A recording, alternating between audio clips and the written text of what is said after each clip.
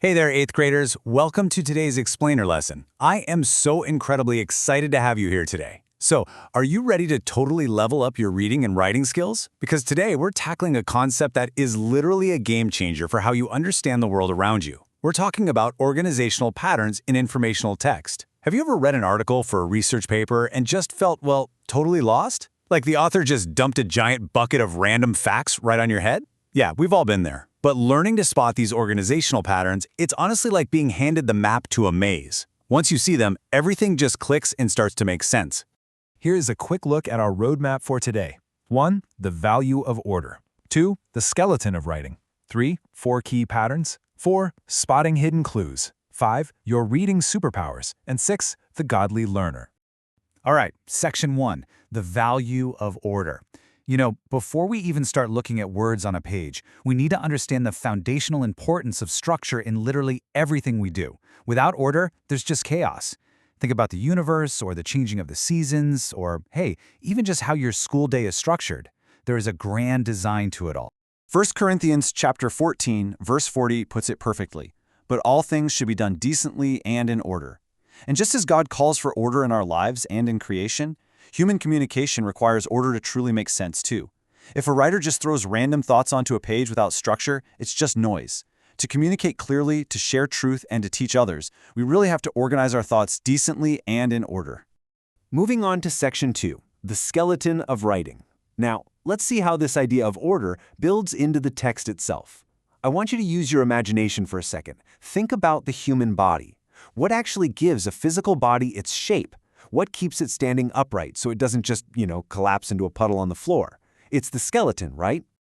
Well, the really cool thing is that informational writing has a skeleton too. We call it an organizational pattern. This is basically the skeleton of informational writing that holds everything together and supports the main controlling idea. Just like your spine and your ribs protect your vital organs, an organizational pattern protects and structures the author's message so that it stands strong and delivers its point right to your brain. Okay, section 3, 4 key organizational patterns. So if we know texts have skeletons, what do these skeletons actually look like? Today, we're going to focus on the big 4. These are the 4 primary text structures that form the backbone of almost all the informational and argumentative texts you're going to read in 8th grade. First, cause and effect. Second, compare and contrast. Third, problem and solution. And fourth, chronological order. And let me tell you, once you start looking for these 4 structures, I promise you're going to start seeing them absolutely everywhere. In your textbooks, in the news, and even in arguments people make online. Which brings us to section 4, spotting the hidden clues. How do we actually find these patterns? Well, we're going to put on our detective hats right now. The authors don't usually just come right out and say, "Hey reader, I am now writing in a cause and effect pattern." Nope.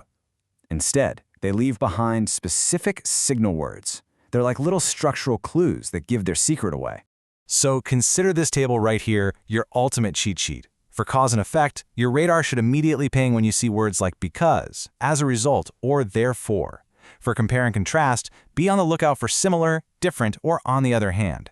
For problem and solution, the structure itself is the clue. The author states a problem first and then offers proposed answers. And for chronological order, your clues are dates, times, and sequence words like first, next, and finally. Let's actually look at some real examples of these clues in action.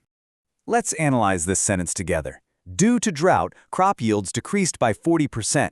This is a classic cause and effect structure. The big signal phrase here is due to. It shows us the specific cause, which is the drought, and that directly leads to the effect, the crop yields dropping by 40%. The text is literally built to show us how one event triggered another. Next up, take a look at this compare and contrast example. On one side, we have gasoline cars producing tailpipe emissions. On the other side, electric cars producing no tailpipe emissions. A sentence using this pattern might say, unlike gasoline cars, electric cars produce no tailpipe emissions. That word unlike, that is the neon sign pointing out the differences between our 2 subjects. Now here's our problem and solution example. Step 1. Traffic congestion is a growing problem. Boom, the author comes right out and states the issue. Step 2. Adding bike lanes could reduce it. Notice how they don't just leave us hanging with the bad news. They immediately offer a proposed answer. It's a quick 1-2 punch of identifying an issue and offering a way to fix it. And finally, we have chronological order. This pattern logically guides the flow of information over time, basically relying on a timeline. You'll see sequence words like first, often followed by specific dates. Then next, maybe tracking specific times of day. And finally, to wrap up the whole sequence of events. It's a totally ordered path from beginning to end. It's actually a lot like your class schedule from first period to the final bell. Section 5. Your reading superpowers. Now, you might be sitting there thinking, okay, cool, I can find a signal word, but why does this actually matter for me? Well, mastering these patterns gives you what I like to call reading superpowers.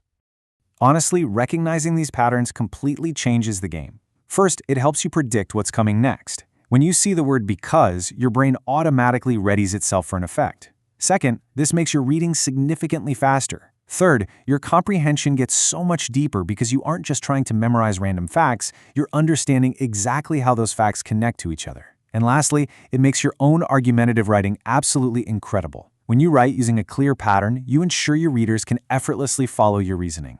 To help you practice these new superpowers, here's your homework assignment. Grab a pen and jot these down. Number 1, list the 4 common organizational patterns we discussed. Number 2, give me one signal word for cause and effect. Number 3, I want you to write your own original sentence using the problem/solution format. Number 4, explain in your own words how recognizing a pattern helps you understand a text. And number 5, find a short passage in a book or online and identify the pattern it uses. You've totally got this. Section 6. The Godly Learner. Let's transition over to our final segment for today. Here at HeroesMart Academy, we don't just teach you how to be smart. We care deeply about who you are becoming as a person. So let's look at how this academic skill ties into our core philosophy. You see, HeroesMart Academy intertwines biblical morality with education, because frankly, education without morality can hurt. Just having a highly organized, super intelligent mind isn't enough on its own. People can use high-level reading and writing skills for the wrong reasons. Knowledge and intelligence should always help you make wise, God-honoring choices rather than just simply making you more capable of arguing a point. The book of Romans, chapter 8, verses 6 and 7 teaches us this really profound truth. Keeping the mind spiritually minded leads to life and peace. A smart, ordered brain absolutely must be guided by a spiritually minded heart.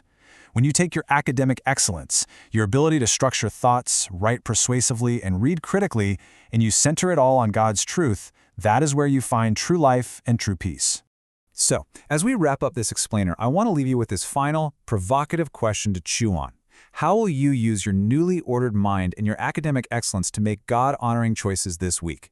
I really encourage you to pursue academic excellence, for sure, but keep your mind centered on God, truth, wisdom, and righteous choices while you do it. Thank you so much for joining me today. Keep practicing those reading superpowers, and I'll see you in the next lesson.